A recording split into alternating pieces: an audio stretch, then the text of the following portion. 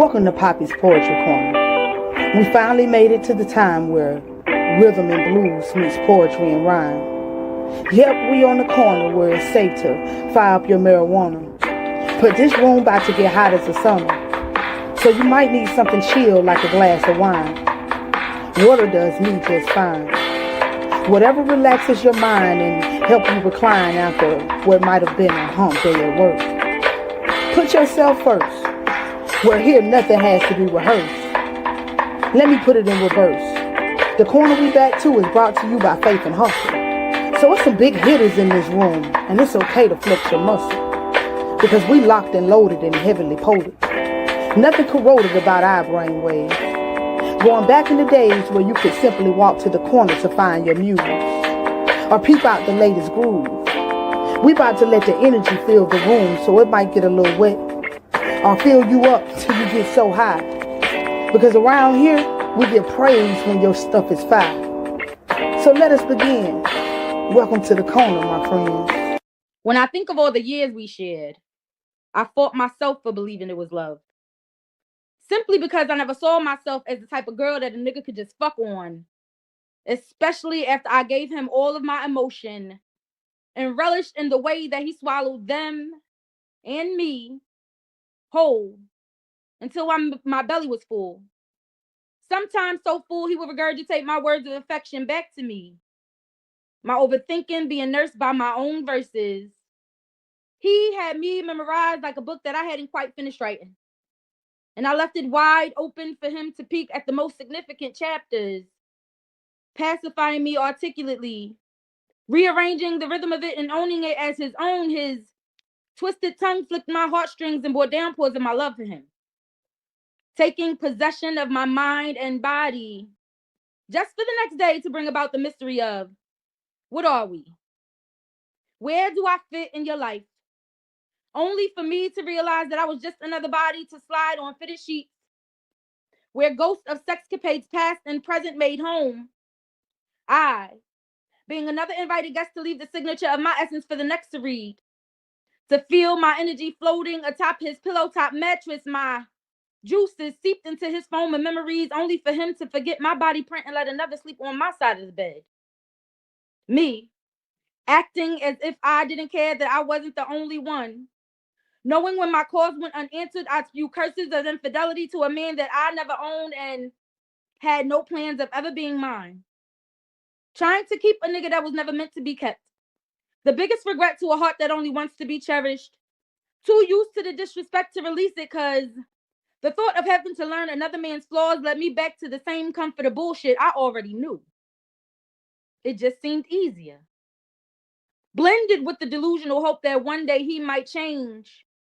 For me, if I asked nicely, if I treated him right, or had the patience of being the last bitch standing, then I would win the heart of a man who was never made to be mine or anyone else's. He's the perfect poster child of for the streets, and I was self-convinced it was love. Knowing the lies he told caused crawls to my skin, I could feel those other bitches all over him, pulling at the same parts that I was trying to reach. His heart, arrogantly vampiric, siphoning all of my care so he'd have enough energy to fuel another. But what type of ignorance was this? Cause the sex wasn't even all that. That shit was mid at best. But my ego being bigger than his dick made it feel like the best I ever had. I guess I romanticized being disrespected. Turned humiliation into a love language I never signed up to speak. Every disregarded emotion felt like a slap, and I still kissed the same hands that swung on my heart. I thought I was special. But nah, I was just next. Another fool in rotation. Another trophy on his nightstand collecting dust and bad decisions, and I stayed. Not because he was worth it, because I didn't feel worth more. His lies were soliloquies I let lull me into trances of him. Even when the stench of another woman's perfume was still fresh on his skin, I'd curse him for it, then climb back on top of the same betrayal, thinking my love could baptize the nigga who already sold his soul. But the truth is, he wasn't broken. He just wasn't shit. And I was addicted to proving that I could make shit shine. I let him feed on my softness like it was survival while he starved me of the bare minimum, and still I served myself up on the silver platter. Seasoned in loyalty, marinated in desperation, garnished with a smile that I didn't mean, and he feasted. Wiped his mouth with my dignity and left me starving for a love that never existed. Every sorry he muttered was just foreplay, a prelude to another round of empty promises and more excuses for me to keep playing house in a home that I didn't even have keys to. And that ain't the sickest part. I knew the game was rigged, but I stayed at the table betting my heart against a nigga who had nothing to lose. I let him convince me that I was lucky to even be chosen, as if sharing his time between bitches was some prize that I should be proud of. I used to think that loving him was loyalty, but really it was just self-betrayal dressed in lingerie. And now, if he called me today, he'd get dial tone. Because I finally learned that a woman like me can't be bought with cheap love and bad dick. Maybe then. Definitely not now. And not ever again. Poem.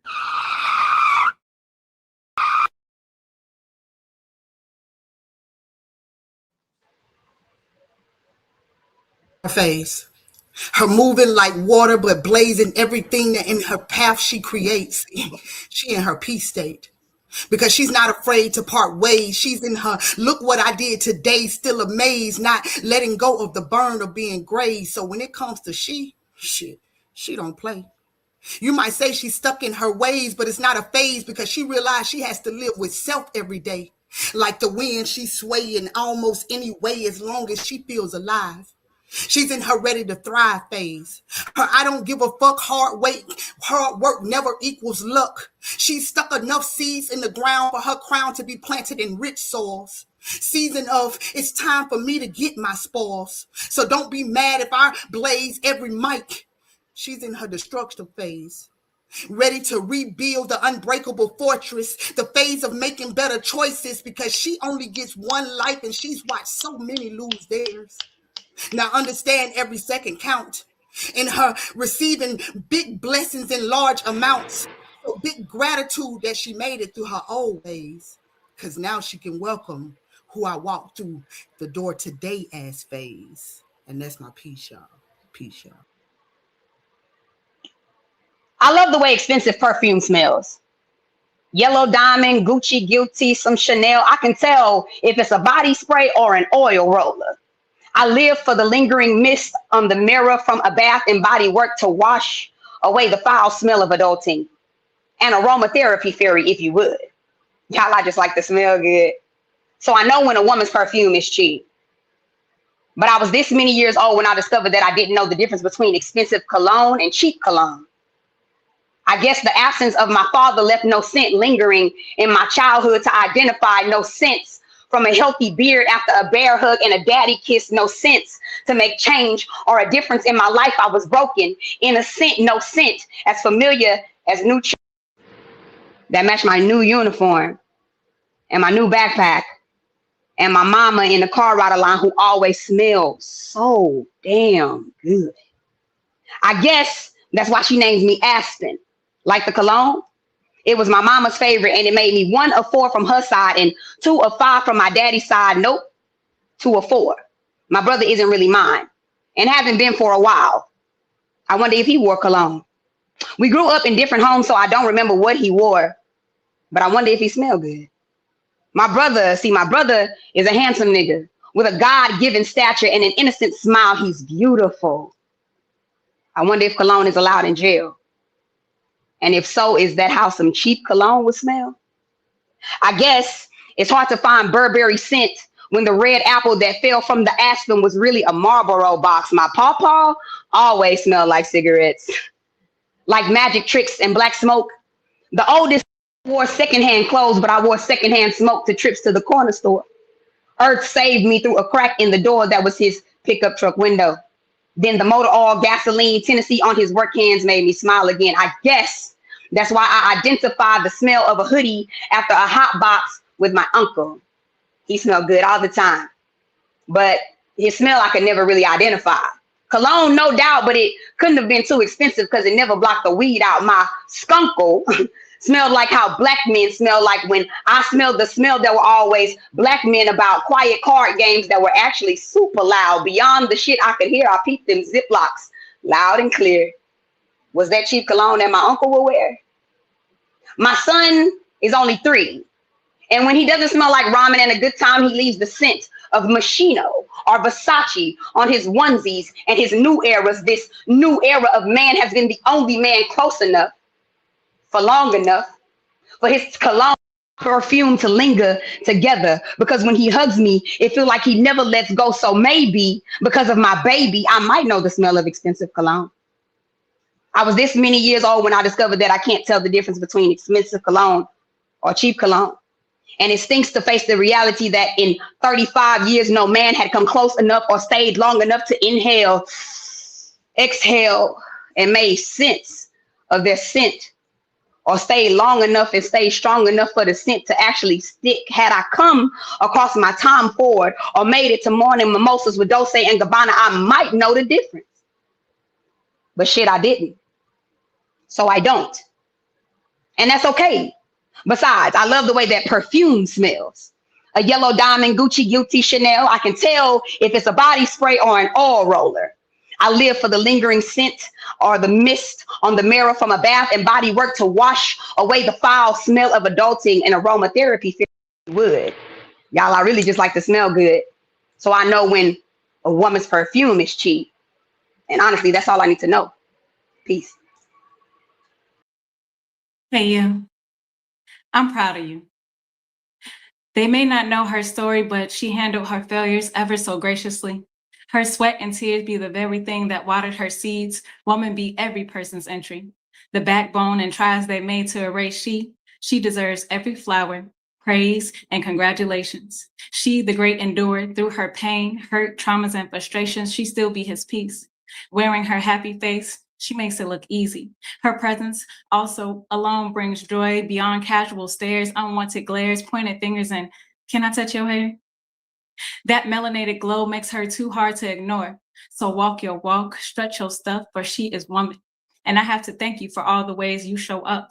As mother, sister, daughter, chauffeur, caterer, and therapist, friend, auntie, cousin, doctor, lawyer, wife, beautician, educator, and nutritionist, interior decorator, designer, residential maintenance specialist, administrator, coordinator, risk and safety manager, motivator, mediator, negotiator, etiquette trainer, and sleep consultant. Wanted, she fills all positions, wanted and unwanted. So give her flowers. Let petals meet her at her feet. Adorn her hallways with lilies, tulips, hydrangeas, whatever pleases. Give her thanks. But most importantly, give her grace. Ma'am, your labor of love should not exclude self, water you, congratulate you, celebrate you. Make time for you, rest, kick your feet up for all that you do. You deserve breaks too. You deserve to bask in your fruits. You made in every size, shape, and hue. I wrote this just for you. Peace. I haven't had much time to think about this. The little girl inside of me told me that I was meant to be somebody's miss. But little did I know I'd become somebody's mistress or somebody's mishap. And I just happen to not know what I'm supposed to know and what I'm supposed to guess and just plain old say yes to. They say that us little girls have old souls that's grown inside of us, but our little old soul has still been sitting down wondering, when will she ever grow up? I've sat on my mama's porch for too long, and those old miracles that came alive seem to have made me feel alive. And I don't know if it's really me or if it's Granny on the inside telling me, baby, just be yourself. You've told yourself several times that you had nothing left to do but be you. And how much more time do we have before being you isn't really what everybody in this world wants us to do? I've paid the price. And so has the old people behind me that says, we've been on this line way too long. We can't wait any longer for this line to break. And of course, I didn't think they were talking about me, but then that's when I realized my water broke. I didn't have much and I didn't know much, so I didn't know what off to go or where to go. I said it right. I didn't know where off to go and I didn't know where to go. You see, they didn't make us the possibility to making things make sense. They just wanted us to make sense. And that's why it flattered them when we went broke. Now you might ask, who is it? Them? You talking about, little girl? It's the people. The people didn't want us to know much, and much did we know. We knew how to keep things behind closed doors, and that's why Mama always said, what goes on in this house does what, baby? Stays in this house. And here I am walking around with my old self, telling myself, I've got to get up, I've got to grow up, and I can't do both at the same time, baby. Give me a minute. I've got to think about a few things. Did I make a few mistakes? Sure, I did. Who hasn't? You learn from what you mistake, and I have taken a lot of things for granted. Of course, I couldn't afford one, so I had to do what I needed to do, and I had to do everything that was impossible for them. And I looked myself in the mirror and I said, you too. How do we do this? Do we put on our old granny panties and we go outside into the field and we look as adultish as we'd like to? Or do we just dress our faces so that everybody on the outside of our own personal lives thinks we're just like them too? Now, I've got to come to my senses. I'm not too old, but I'm not too young. So let me have a seat and sit down and think about a few things again. What was I thinking about before? There I go, going back into the past, where those things really didn't last. I've tried my best to push myself forward, but the future and I never really met too much in the present time. I had my stories. I had all of them tucked away in a nice little book that I tucked underneath my bed until I was gone. I told my babies, when I'm not here no more, look at those pictures. I mean, those pieces. I mean, those papers. And don't let nobody tell you nothing different, because Mama always knew what she was saying. So you make sure that when you get good and long and proud, I meant tall, not long, tall. Stand that way. But don't take too long to make me feel strong on the inside as I look above you, because I won't be here no more. And I'm going to tell you, I didn't take myself. The good Lord told me it was time, and I just took my time. So I need you to do the same when you read me line per line. Peace. My name starts with a P. I'm a lucky parent, and the P may perturb you, so don't pretend when it disturbs you. See, poems are a product of a healthy mind that you need to probe and find. Pray to have blessings from the Almighty. Pay attention to the expectation of readers, and pity not self if critical comments are offered, but know that presence of mind may perfectly align with P, and persons of your stature will grow with poetry. But please be with your heart and mind, and know that pretty good faces are always kind. But when poetic poison puts pen to paper, printing canonically praise phrases properly patterned on pages, posting pleasing poems people read, finding picture lines and pearl personalities, and periodically perform precariously from philology and poetry. Now, just in case you didn't catch that all, let me slow it down. When poetic poison puts pen to paper, printing phonetically placed phrases properly patterned on pages, posting pleasing poems for people to read, finding patronizing plural personalities that periodically perform vicariously form philology and poetry. Philology, the branch that deals with the structured historical development of language. Peace.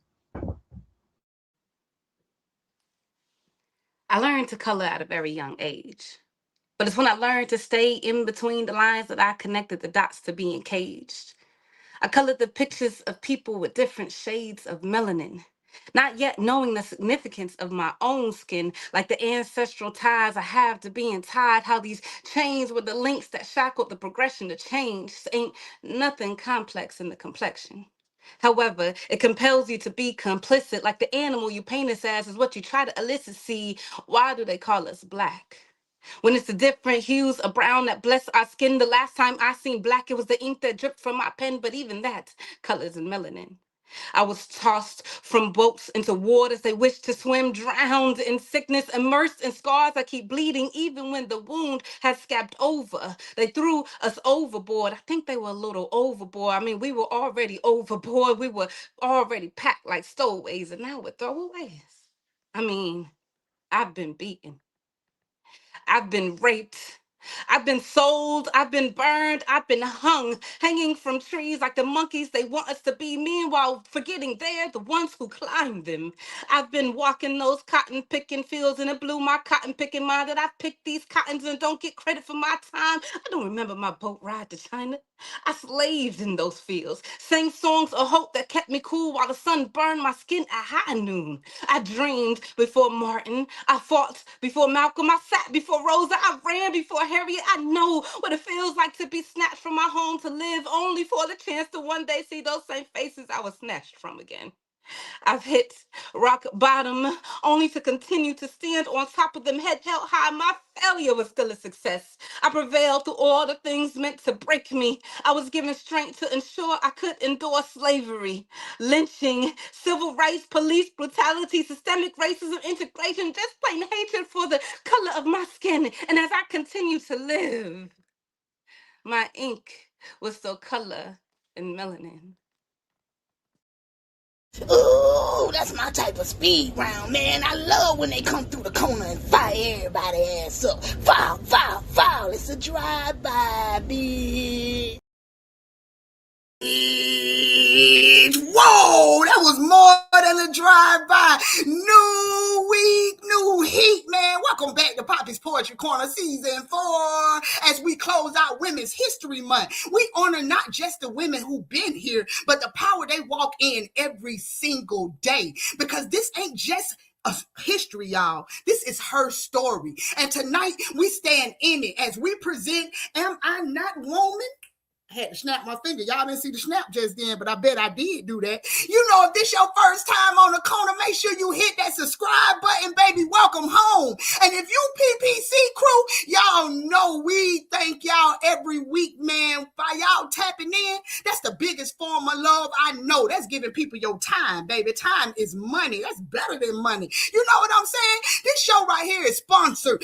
Every show is sponsored by Coastal Sunflower Body Scrubs, because even the strongest woman deserves softness. Go ahead, glow different, feel different, be different. Top in so your body feels too blessed to stress. The rewind this week, real quick, that rewind was the one and only Ella J. Landy. And the spotlight we just watched from that beautiful queen was Secret Scribes, both voted in by the best group on Facebook, baby. That's Poppy's Poetry Corner MVP. If you ain't in there voting, then you know what I say about people who don't vote. But salute to y'all for getting y'all vote on, man. And let this be clear, every queen has showed up this month. So if y'all missed the magic, y'all need to tap back in for all of the magic that we had, man, because it was that.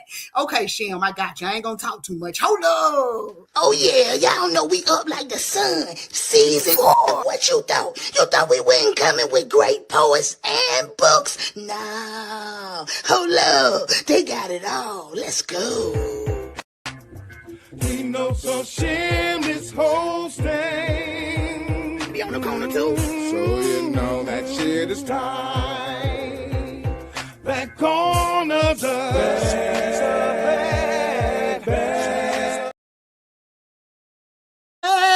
About as bad as this next queen is about to come up here. Y'all know I got to sing the song. Hattie B is a writer, a curator, turning story time into experiences. She has the mind behind the interactive game. Oh, that's nasty. But is it though? Blending curiosity, surprise, and conversation. You can find a sampler of that in her bio, or you can get the full deck if you just DM her Instagram. You already know at Hattie B_writing, because she do be writing. And y'all make sure y'all tap in, because we're going to play that game a little bit later on in the show. With a passion for film, she's always building new ways to bring her ideas to life. So y'all welcome the one and only back to the corner, baby. It's Hattie B, and what she be doing? Her ass be writing, y'all. What it do, queen? Hey, thank y'all for having me again. Man, you already know, boy, you is family on this thing now. How you feeling? I feel good. How are you? I mean, you look amazing, so I know you better feel good. You know what I'm saying? So I got a couple questions for you. So what inspired, oh, that's nasty, but is it? And how does it reflect your creativity? So what inspired me is actually a mix of things, but basically I heard another poet that did a poem that was describing something, and it was just like, can I write like that? And I just questioned my ability, and then from that, since I don't want to be boxed into any one thing, and I want to, gain experience in different avenues, I just took it a few steps further, and created the game just to see the whole game out here. You know what I'm saying? So with your love for film, what's next? Are any visuals coming soon for us? You know, I have some things in the works that I'm not at liberty to discuss at the I moment. knew it. See, I knew I was trying to slide the question in because she didn't put nothing in the bio, y'all. So I was trying to slide it in to see if I can get a little shading-ding. All right, so tell the people where they can find the game at again before you get into your first piece for us. Third thing, so Oh That's Nasty But Isn't is available in the link in my bio. That is a digital sampler. And if you are wanting the physical deck, just hit me up on my DMs. Dang on right. We cut the middleman out. She already know. So if y'all want the direct plug, make sure y'all tap in and support the artist. What's the first piece you're giving us tonight? I'm going to do devotional alignment. Ooh, I be devotionally aligned sometimes. Let me get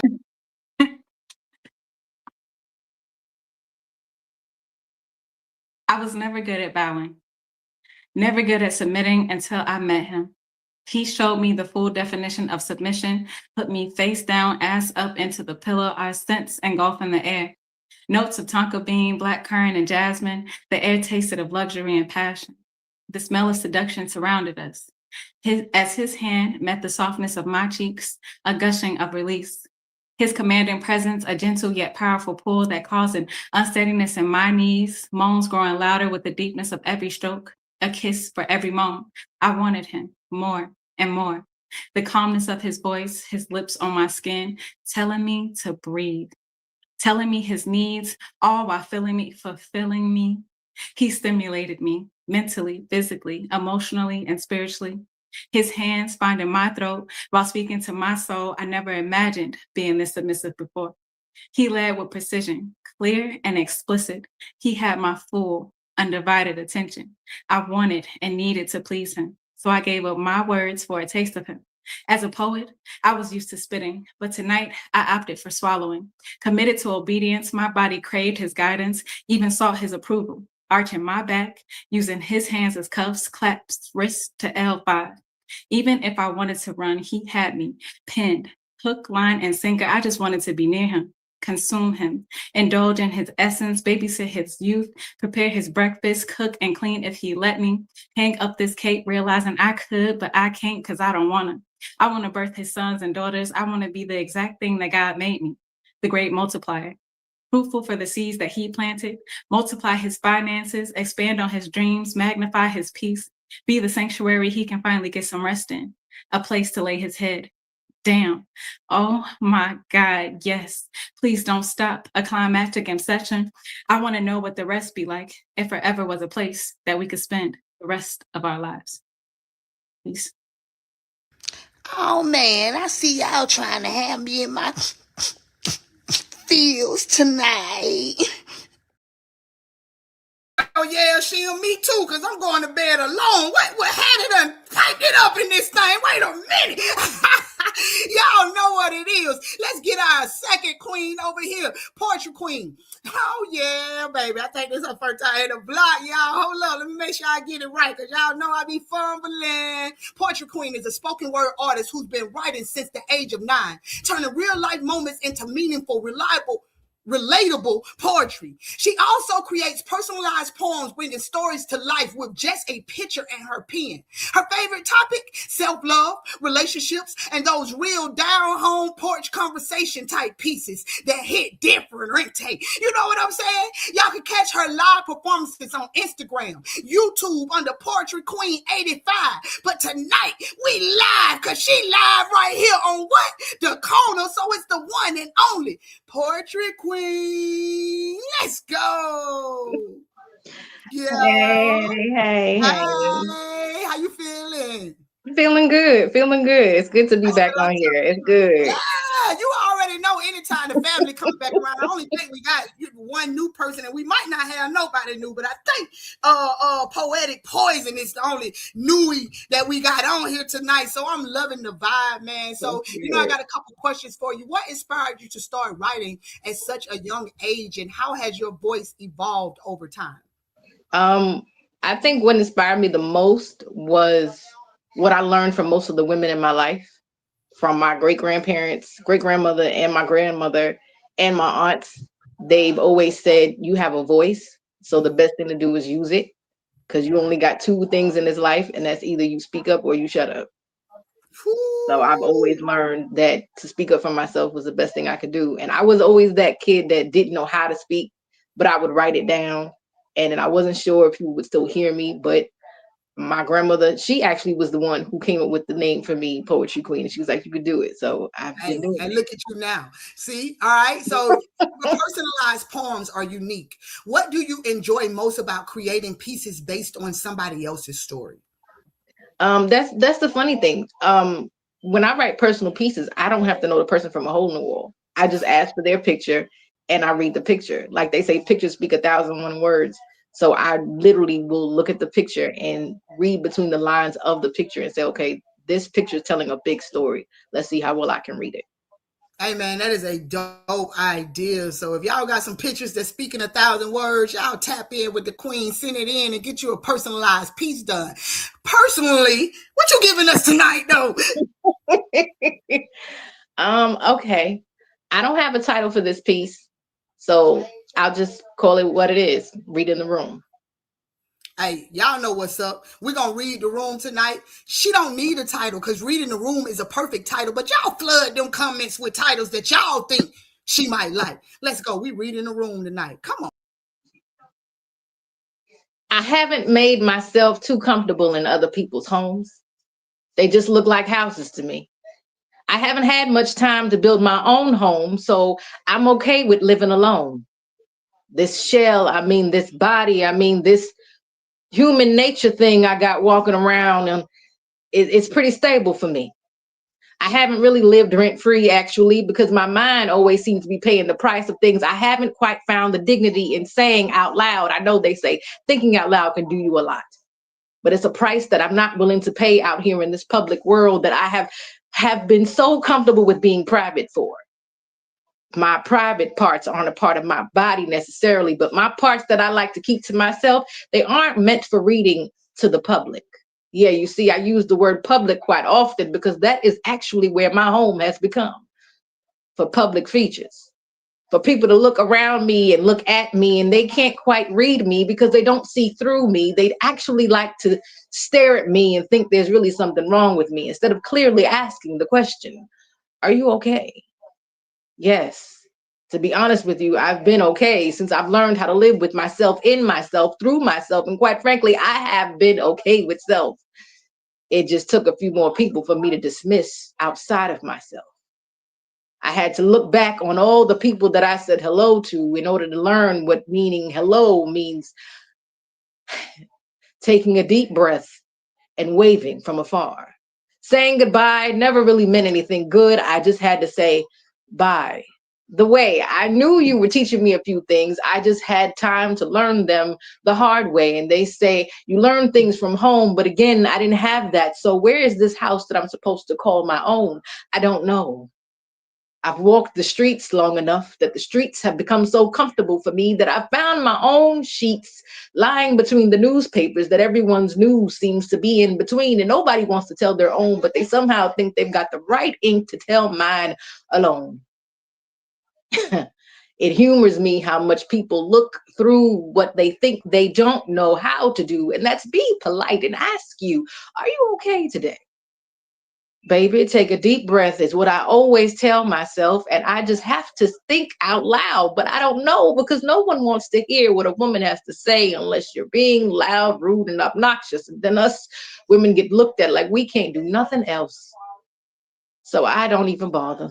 I don't bother explaining myself. I don't bother explaining myself. I said stop. I'm sorry, that's the inside of me telling me what I shouldn't be doing instead of telling me what I should. And every time I go outside in the woods, I just go looking for blood because that's the only thing that I know how to love is nature. It's nature that I've fallen in love with. The bloods from inside of me have seemed to find everything that looks like clarity. I guess that's more than I need to make clear. How much I don't need you here. The plus ones have always been the souls that I've come from, and I don't need anybody else's body parts around my parts. So please make yourself somewhere else other than here, because this is my four walls that I've made clear. And so I said to you, I've been reading the room all this time. So if you don't mind, how about you leave me and mine alone? Peace. Man, I hope your ass ain't broke, cause that was a stat. Okay, well, maybe it was 100. Okay, well, you kept it a buck, man. Ooh, she definitely kept it a buck. I be by myself a lot too. Wait a minute, I ain't finna start on me. Let's go ahead and get to our next queen, Poetic Poison.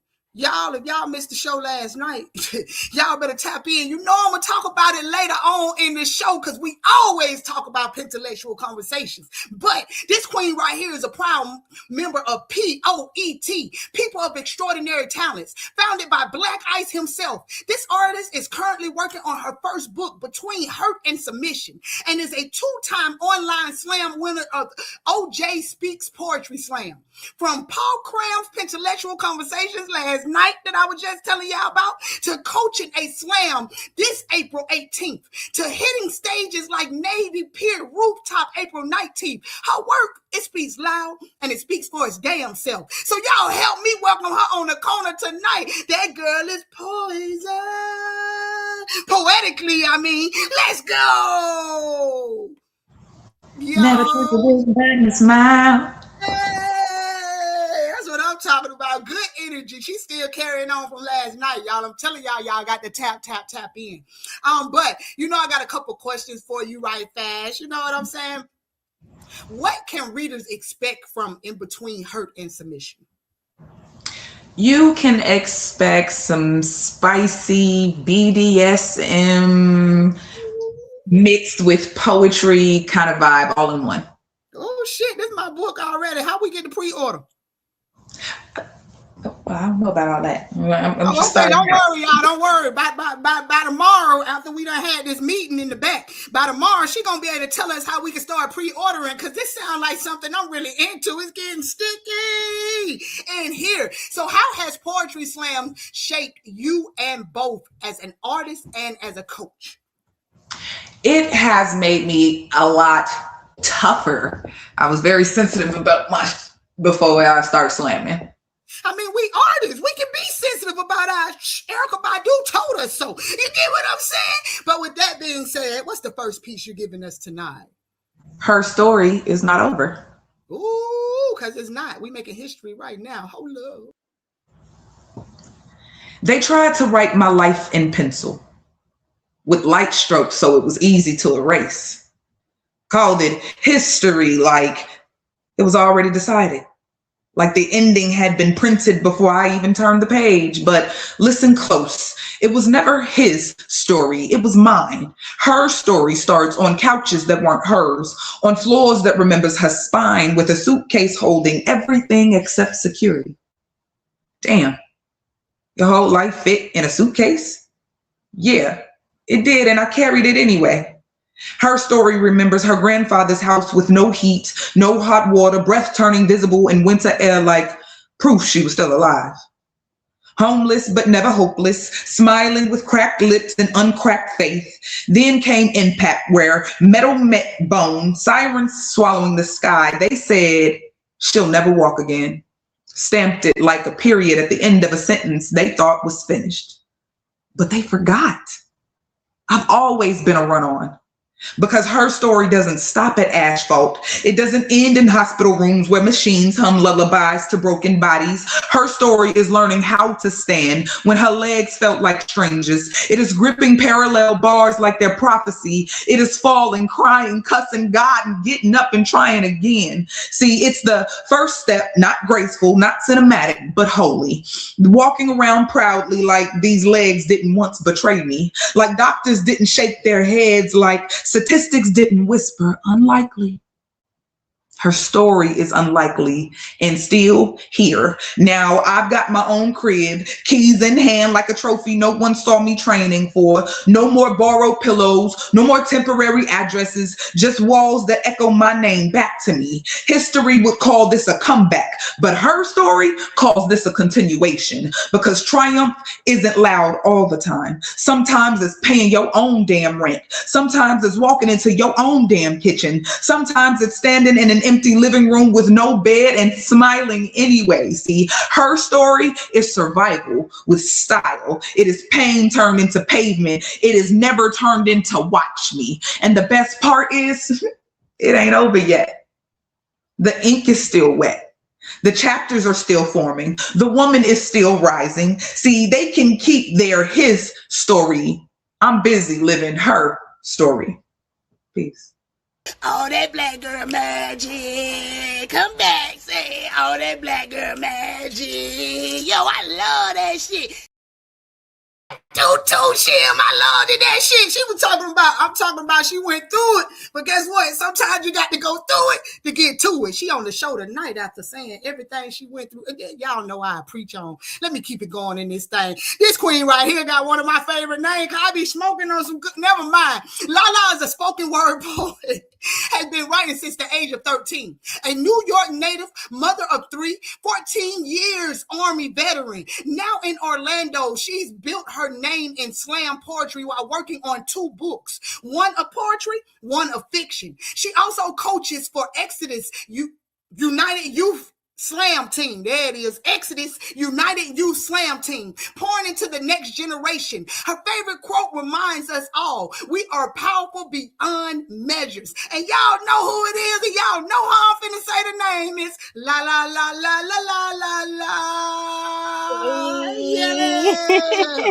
Welcome back, baby. How you feeling? I'm good, love. How are you? Hey, man, I'm up like the sun even when it's down. You better believe that. How can I not be with all these beautiful queens rocking out with me tonight? So, I got a couple questions for you. First question that I'm going to ask that ain't even on my paper for real. When can we expect these books, girl? What's the sneak peek? What's going on? No. When do you foresee that you're going to drop one of your projects? The poetry book within a year. Okay. So y'all know she's gonna have to come back. And then, you know what I mean, on the release, you have to come back so she can tell us all about it. You know what I'm saying? So here go the real questions. How has your life journey influenced your voice on the stage?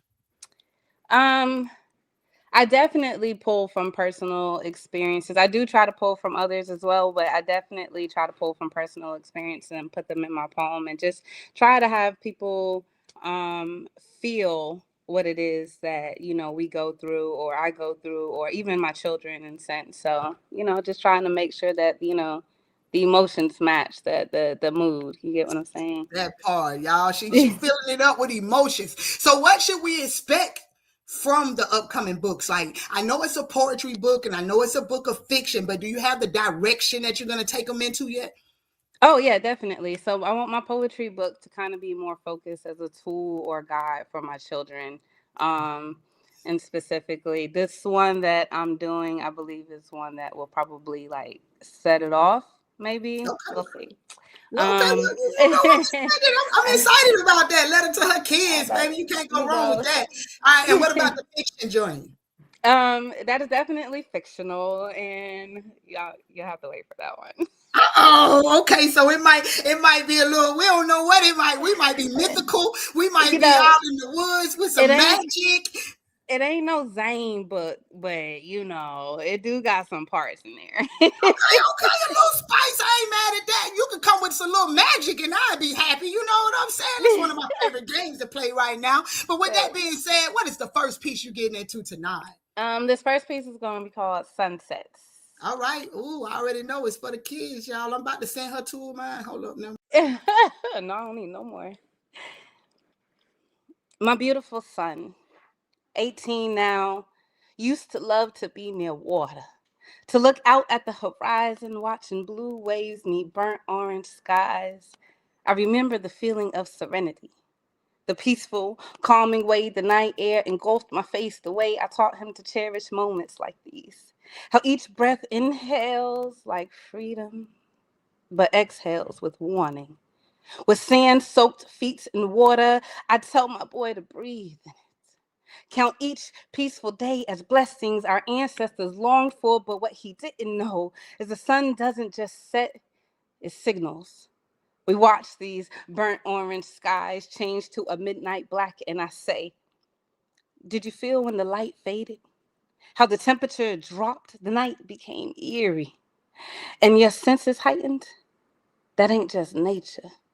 It's memory engraved into your bloodline because skies like these weren't admired, they were deadlines. Your skin is no better than the night. It's watched differently, feared, followed by eyes that don't belong to the dark but claim it. He knew nothing about white light, how the sunset was never meant to shine on us because he shined like children do. Protected under a mother's love, he grew up experiencing freedom like history wasn't sitting on the horizon. It wasn't until freedom dimmed like light losing fight with night that my son watched those blue waves and orange skies turn to blue lights threatened with orange suits. He was passenger in his friend whip, minding their own business, just trying to make it home. Pulled over by 5-0 for suspicion of weed. Forced out of the car. Cop one, eyes locked, hand on holster, ready to pull, shoot to kill. Watched while another put my son in handcuffs.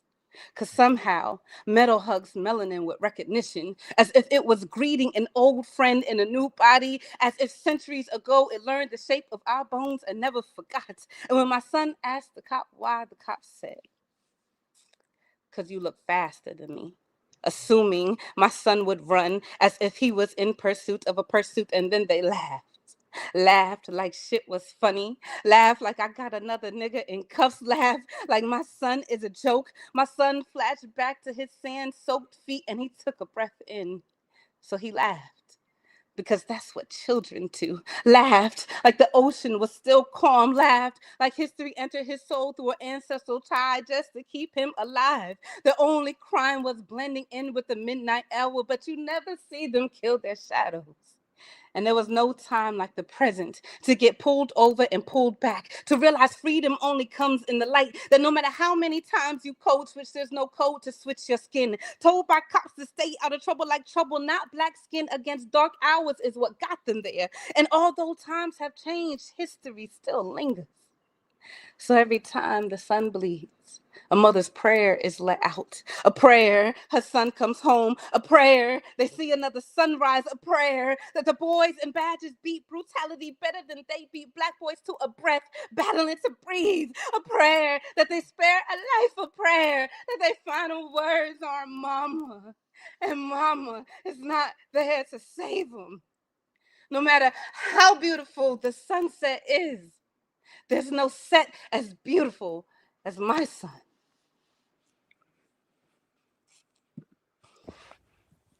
Oh, let me go back in.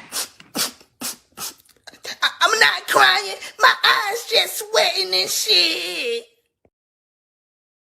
Okay to cry, Shell. I mean, we've been dealing with this for a long time. I got 5 boys, so I definitely understand when the sun go down, they need to be home. We be worried as a parent. So you know what it is, man. Let me bring up my next queen before I get too, you know what I mean, emotional in this thing.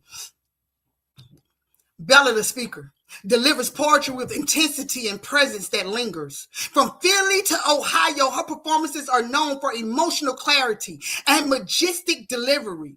Her queerness is boldly woven in her work, her personal, her political, and her powerful. Off stage, she is a parent, a partner, an educator, serving both her family and the community. Her voice is lived, it's real, and it's definitely unapologetic.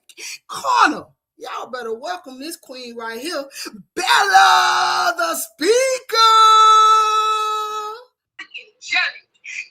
Bella, what up? You got me in your background too, girl. You listening to me twice, girl. I don't know why, but I cannot hear you. Can you hear me? I can. Yep. I can hear you. Y'all can hear me. You know what? You just let me. Oh no, because you got to ask me questions. Nah, spit your shit. Let me see. Y'all can hear me. You know what? Go ahead, spit. Say less. So the piece that I'm going to do is called Aunt Regina. It's a dedication to my aunt. If you're watching, I love you.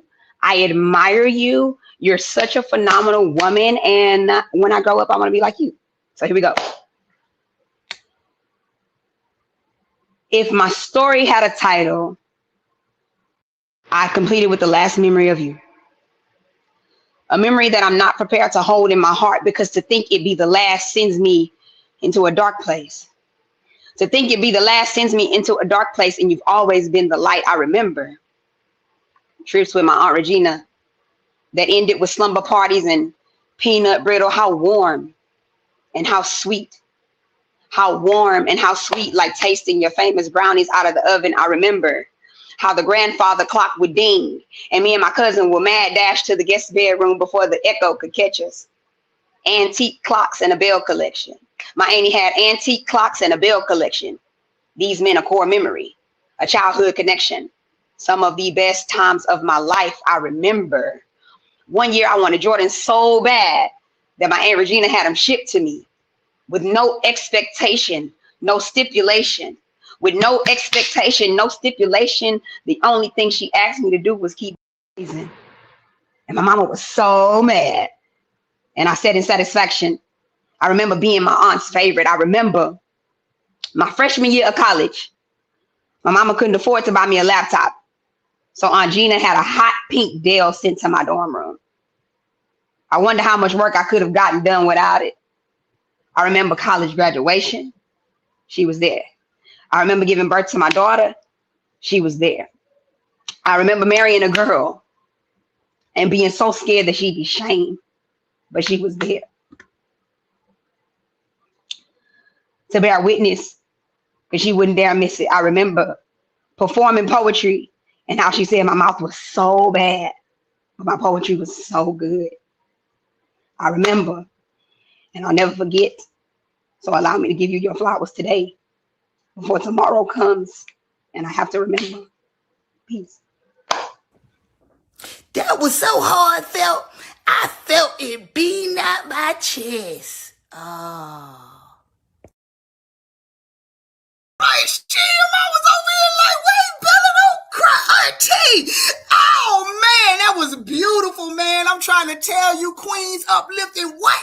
Other queens? I love that. Y'all know we about to spin the block, but before we do, let me go ahead and get a commercial in this thing for the one time right fast while I boot everybody up. Which one we playing? Oh, let's go with this one right here. Let's go, because you know, Costa Sunflower is the best, baby.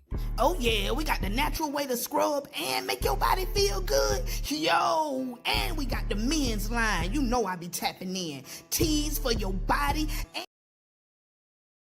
I don't know why I went out, but we definitely got the men's line and teas for your body. Bella Bell, that was it right there. Come on, Hattie, you ready to come back up? She got me emotional, y'all. She got me ready to go hug her auntie or something. You know what I'm saying? So, Hattie. So, for this round right here, y'all, we're going to play the game. So, I'm not going to go down. So, we're going to play a little bit of the game, but we need y'all help with the game, right? She's going to give us a couple short pieces, and what y'all going to do in the comments is y'all going to try to guess what the piece is about, because we want to play the game. You know what I'm saying? So, let's get it. Go ahead and tell us what we're doing. All right, so like she said, you're going to put your guesses in the comments based off of what you think I'm describing, and I'm going to get right into one of the clues. This is how we play Oh That's Nasty, But Is It? First clue. Why do we always meet like this? Me wide in all the ways you like when you open me, the way the light meets your eyes. I know, I leave you in awe. I love when I'm empty, the way you fill me up, pulling, pushing. It's a give and take. I see you eye me from around the way. And every time that you walk by, I know you want to take a peek inside. You like me full of everything you like. Tell me, what do you have a taste for? Something sweet, savory, a full course meal, a midnight snack, a quick nibble, or just a little bite. Come here. I know you want to take another look inside, closer. Now reach for me. Pull me open, gently. See something you like? Hell yeah, that's the Frigidaire. That's the Frigidaire. It's in the refrigerator. Did I get it right? Yeah, because my mind was all over the place, y'all. I promise y'all. I was like, I might need to break myself down. This might not be the game for me. Shit, I'm liable to say anything up here. All right, what's the next one? That was good. All right, so here's the next one. What starts so soft can get so hard. Fuck around and get you locked up, but don't choke on them. Though milk's been known to do a body good, I have you gaining weight, getting thick, you know I could. Pull me out, wrap both your hands around me and put me to your mouth. Now open wide, the creaming eye, oh my God, you're screaming out, you know how good I am. From your lips, your leaking drip, so hurry up and slip me in. I know, you know I see your watering, that's right, you can devour me, taste every crumb, I'm better warm when baked to golden brown perfection. A brownie? No, it's not a brownie, but that is a great guess. Y'all help me. Don't have me up here looking all crazy. What the comment said? I don't see a cookie. Okay. Tiara said a cookie. It's a cookie. Yeah. Okay, Good somebody was job. like an Oreo cookie, so the cookies was coming in the house. Okay, cookies. All right. Is that Yeah. our last one, or do we So have one y'all more? want one more, or I could pass the mic. I got one No, more come for y'all. on, give us one more. What we got? One more, please. Just put the head in your mouth. Slide me up and down your tongue, back and forth. It can be quick, but slower is better for both of us. It'll last longer. Oh, careful now. I know you don't want to choke or activate your gag reflex. I won't be mad if you spit. Professionals say, spit, don't rinse. I say, rinse and shake, but only after we finish. Mouthwash? No, but great. Thinking. I like. Okay. T said lollipop. Nope. It's not a lollipop. A toothbrush? I don't. It's a brush. No! I win the prize tonight, y'all. I'm Liddy.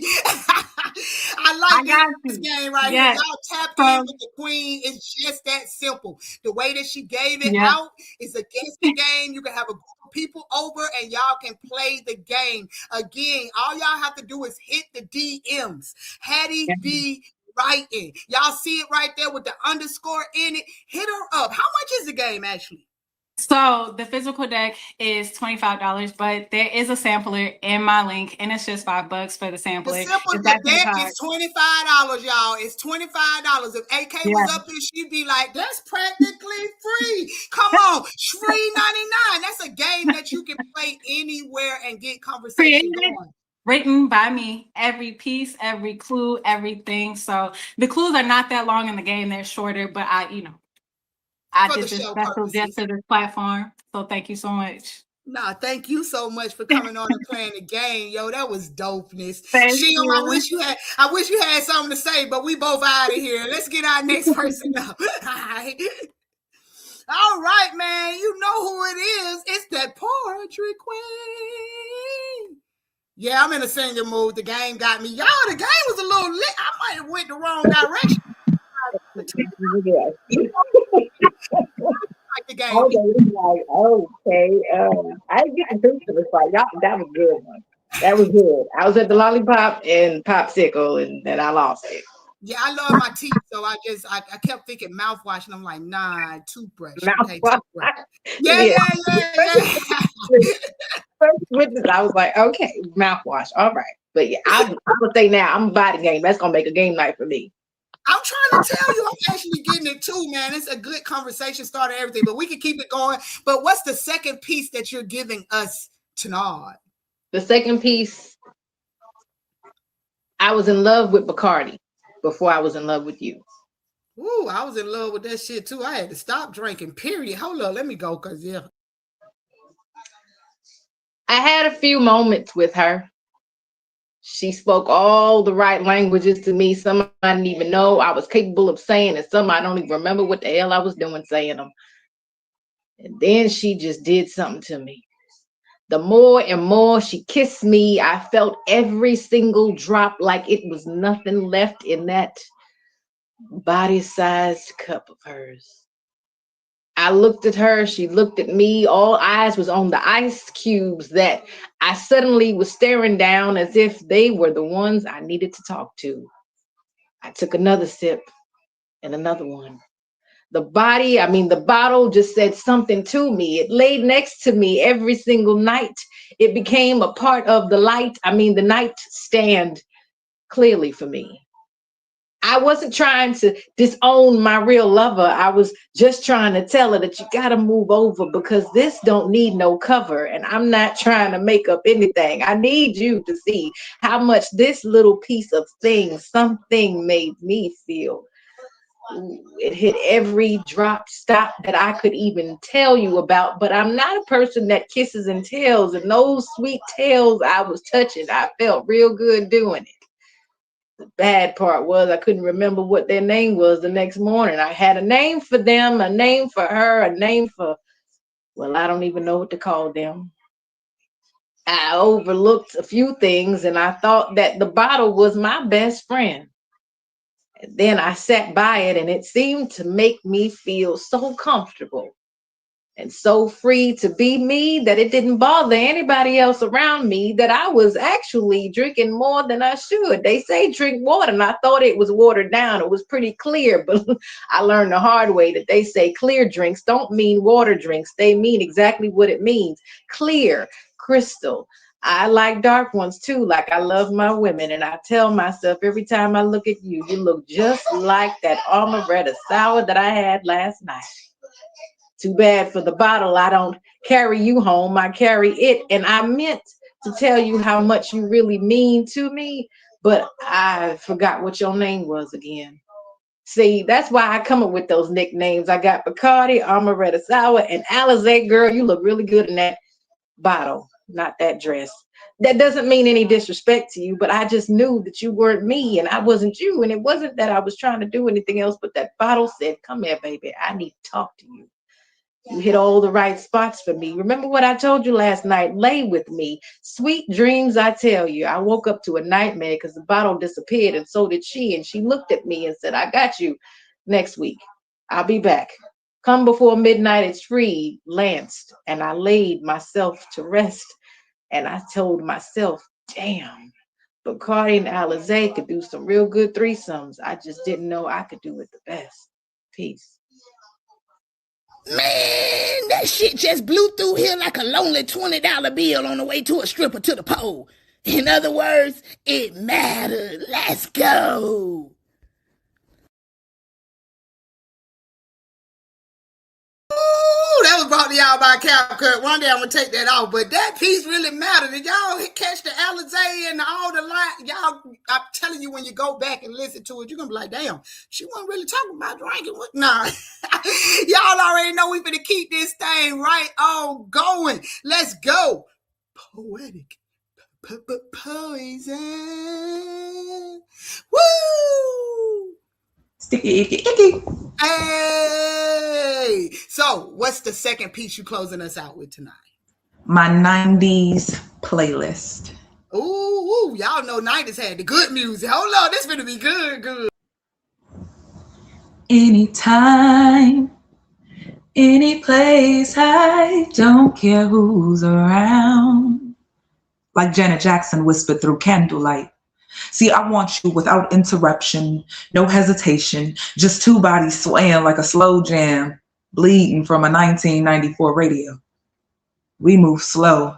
You know, that Jamie Foxx kind of slow, where every touch lingers like it's got nowhere else to be. The forecast, cloudy with a chance of tangled sheets and breath caught in throats. You hold me with discipline, steady like vinyl on a record player, like Boys to Men promising I'll make love to you like you want me to, with patience instead of pressure.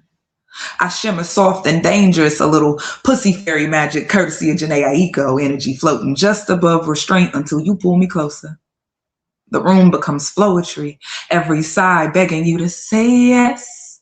The way Casey and JoJo cried, all my life, I pray for someone like you. Like loving me is destiny, not accident. Like Shy asking if I ever fall in love again. I hope I fall into you, but this time steady, and I'm gonna make sure it's true. And it must be nice, like Life Jennings confessed, to be kissed like a Tevin Campbell question, can we talk? Until conversation dissolves into fingertips tracing spines. Because they don't know, not like John B. sang it, how you say, sweet lady, would you be mine? Like Tyrese under dim lights, how your voice feels like Keith Sweat promising nobody will love me louder. See, I've loved me a few Mr. Wrongs. Mary J. Blige taught me that ache. I've been weak in the knees, I could hardly speak, like SWV harmonizing in trebling falsetto. But tonight, Coco Jones said, I see you. And I believe her, so I slipped from a sundress soft as cocoa brown summer hook, skin warm like July asphalt. And we stretch into late nights and early mornings, the kind Marsha Ambrosia writes about, where hours disappear like Jodeci in a rainstorm video. You kiss me like silk asking to freak me, baby. Oh, yeah, but with reverence. Hold me like Monica singing Angel of Mine. Rock me gentle like Joe whispering all the things your man won't do. Like R. Kelly bump and grind on static field speakers. Like D'Angelo murmuring untitled, how does it feel? With sweat glistening under low lights. You love me like 112 promising Cupid, like genuine writing pony rhyme slow and steady, like necks confessing too close when space between us disappears. And I'll answer like Aaliyah singing at your best, you are love. Like Brandy humming, have you ever loved somebody so bad it makes you cry? Or like Faith Evans breathing, soon as I get home. Anytime, any place. Let this love making feel like a 90s basement party, slow dance, hands low on hips, foreheads touching, hearts drumming like speakers boxing the love below. Two lovers wrapped in melody moving like this song never has to end. Peace. Now that right there was written with love, y'all. Let's go. Y'all, this is one of the times I was glad I wasn't on the screen because, baby, I was over here singing every song with her. Yes, I was like, la la, loving you. Hold on. I really like that song. I mean, she had some goodies in that thing too, where I was like, okay, she even took it all the way back to, you know what I mean? So yeah, that was a nice piece. I was over here throwing stuff and snapping at the same time. So what is the second piece that you're giving us tonight? The second piece is gonna be a new piece. It's called Missing. Y'all know what we do on the corner. Hold up. No. Oh, P.P.C. I'm out. Have you seen her? The little girl. I've been trying to find her, but please help me look for her. I'm begging you. She's about yay high, but had the spirit of a giant. She had beautiful big brown eyes. She hadn't learned to lower yet. She had shoulder length black hair that flew in the wind as if God Himself blew her a kiss. She has a birthmark on her left wrist, shaped like the perfect pair of lips. Her smile.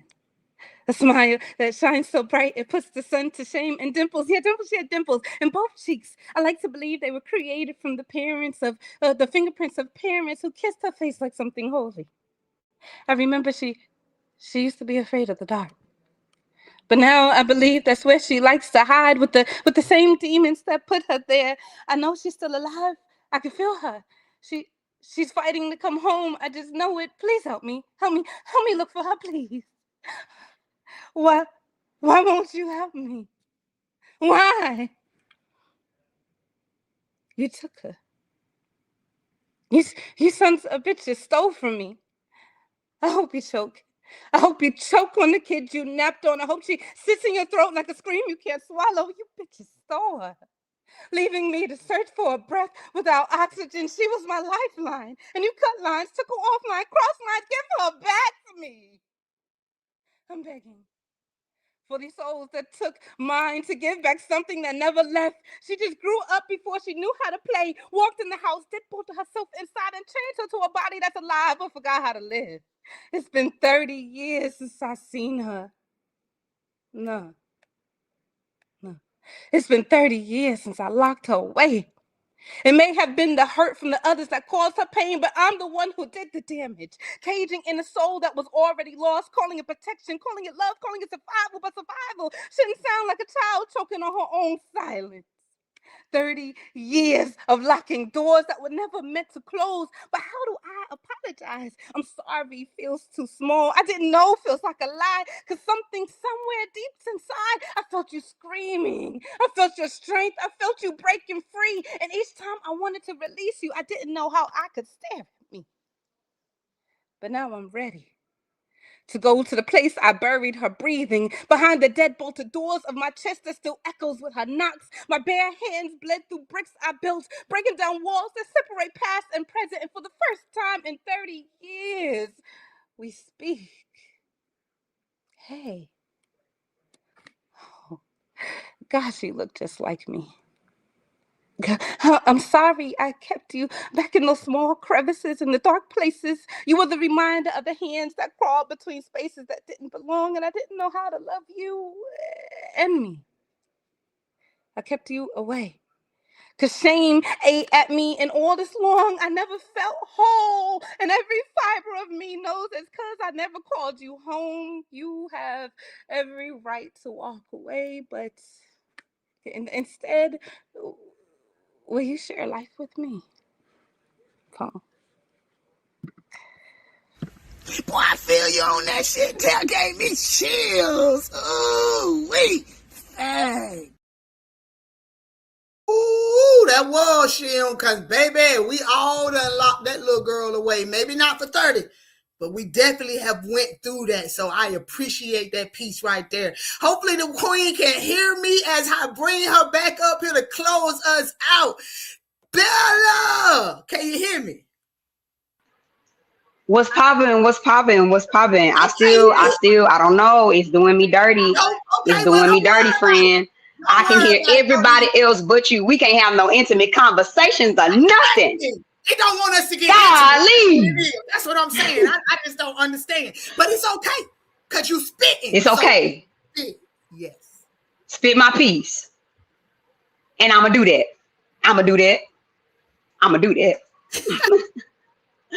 All right, y'all. So the last piece that I'm spitting is a piece that's dedicated to Women's History Month, and it's called Bitches Be Trippin'. And I hope y'all fuck with it. It's so easy to criticize folk these days, especially women. We say shit like stupid like these hoes and dumb like these bitches. But I'm Ice Bella, baby. I be chilling. But these bitches out in these streets be tripping. I'm talking dumb, over dick. These dudes they fuck with sliding down a wall, crying, throwing up. I mean, come the fuck on. How do you breed with a broad but won't break bread to keep y'all's kids fed? And shorty literally be his ceiling, and he her floor.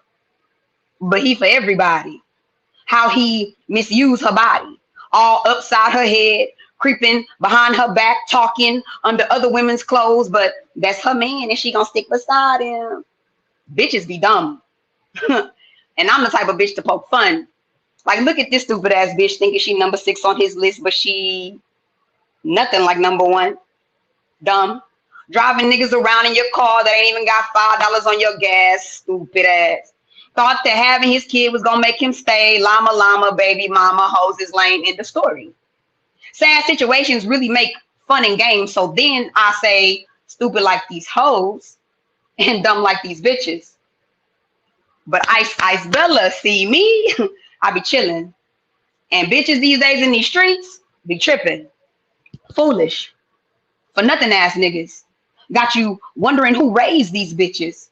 Who paved ways for these bitches, when you see the types of niggas that plays these bitches, ironically enough, ain't shit without these bitches. Worst part about these bitches is these bitches be my sisters.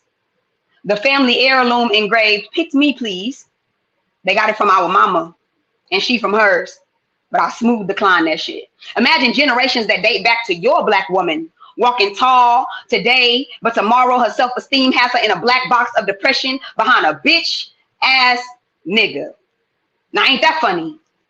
Because I dare you to speak on the battle my baby sisters face and seem to be losing, finding themselves at the bottom of the monkey barrel. Meanwhile, here I am going ape shit, hoping to see them make it, but they can't find any type of contentment in these niggas that they choose to lay with, who won't change shit, ain't never gonna be shit. Reasons why generational curses be persistent, and my sisters be those bitches.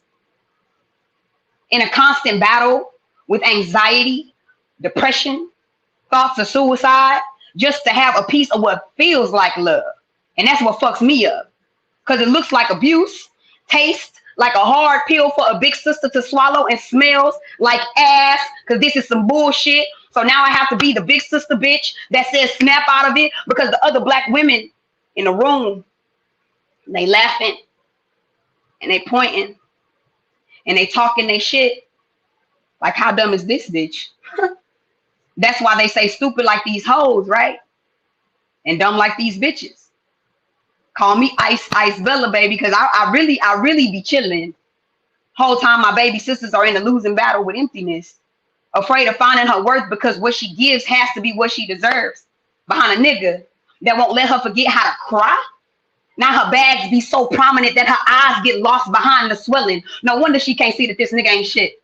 The weight of the consequences and repercussions colliding with life and saying what feels like just give up already. We ain't have no father figure. So it figures my sister out here searching for her daddy, for somebody to raise her, bandage the boo-boos while she falls, make her feel like a princess because he says that the weight of being queen is too much for girls like my baby sister. Y'all ain't even like her for real. Stupid like these hoes, right? And dumb like these bitches. But now before I open my mouth to talk shit about the next bitch, I understand how important it is to shut the fuck up and just listen. In attempts to understand why they choose to deal with the cause they've been given, to have to watch somebody you love dig a hole for her sorrows and woes just to sit in it. When bitches be your black women, your sister, your daughter, that shit just hit a little different. Peace. I just came on here to tell you was a bad mother. Cut your mouth. You know kids be watching the show. What, man? You ruined all the fun. I was gonna say mother sucker. Dang. I tell you what, the kids definitely need to hear that one right there. Woo! What a way to close the show off. These queens that did their thing. Let me hit these church announcements right fast so we can get up out of here, man. You know, every week I tell y'all the show starts on Tuesday night. AEST, right next door on the YT with my bro Paul Cram, the poet, and Pentelectual Conversations. Man, the crew last night, if you don't know, I just told you they had Poetic Poison on that thing. And it was definitely a great interview. If you want to hear more from her and one-on-one and some good poetry, y'all definitely want to tap into the show because it was a phenomenal show right next door on the YT. If you're an Instagrammer, Treating You Sweet has one of the best drive-bys I've ever seen other than what we do on the corner with them dope poets. If you missed it, man, you better go back and catch the replays, y'all. April 2nd, y'all tap in and catch me being interviewed by them all dope female cast on POET Radio for National Poetry Month. So y'all know we gonna be lit.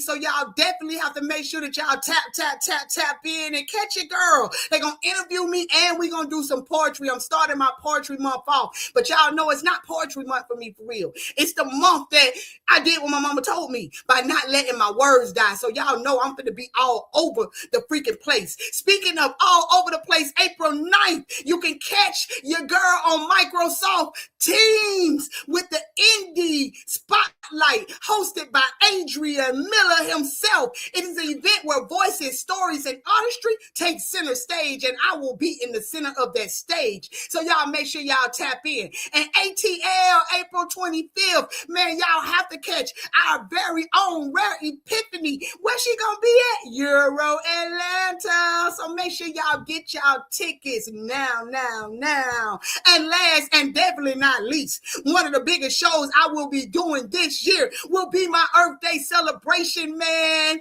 Whoa, sorry. Let me go back before I get to that. I was about to skip it, bro. If y'all looking for a weekend full of poetry, vibes, celebrating poetry, April 23rd through the 25th. Y'all, it is all poetry, all creative. Fort Valley, Georgia is where y'all can tap into that. If y'all want to know how to get directly to it, y'all can hit our very own Mystic, aka Pound Cake Up, and she can get y'all all the information that y'all need. And now, definitely last, but definitely not least, One of the biggest shows I'll be doing this season right here will be Sensual Saturdays, hosted by the beautiful J. Simone, featuring none other than that girl Key-notez, her dang on self. You know, and we're going to have a spotlight with pretty, proactive Poet. So y'all have to tap in. If y'all looking for tickets to that, y'all can hit up Eventbrite, Sensual Saturdays. But it's also Drip Weekend, so we're going to have Atlanta good and sticky. For all things dripping, make sure that y'all hit up Hy-Vee. That's the king of the drip. If y'all need more information, you can also inbox me and I can get y'all directly to those people, man. With that being said, y'all know Coastal Sunflower Body Scrubs is going to be in the house, and we're going to have your teas. We're going to have your balms. We're going to have your soaps. We're going to have everything you need to make your body feel too blessed, too stressed. And with that being said, woo, this was a show, y'all. We are ending women's history, but we made history this month. All queens. From the front to the back, we have did it. And I'd like to thank everybody who tapped in and made history with us. Because again, it's not about history. It's about her story. The story that she's creating today. Because it will be wrote down in history. So y'all already know the saying. Make sure you wake up with gratitude so it shows in your attitude so you can reach those major altitudes. And guess what, y'all? Just like that. We out. Yeah. Yeah, man, so we made it to the end of another tremendously dope show. Y'all already know Key-notez gonna be thanking y'all tomorrow with her little foo-foo praise dance. Y'all know that's what she praised everybody for tapping on in. You know, I go to church too. Like, hey, man, we made it through another show, man, and I'd like to thank my damn self for being the host with the most, the mother sucker that I am. Yeah, you heard it. I was a bad mother sucker, and I'm out. Let's go.